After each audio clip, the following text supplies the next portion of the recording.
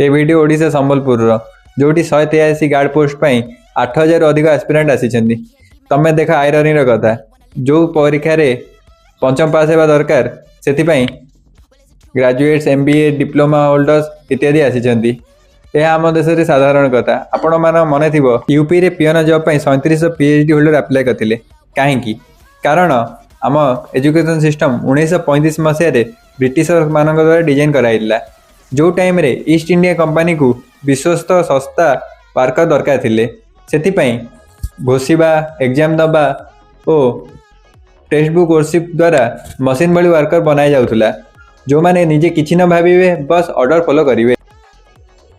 किंतु दुर्भाग्यर कथा स्वाधीनता पर भी आमे या चलवा देलु जहाँफल आज लोक मैंने पढ़ी लिखी भी बेरोजगार।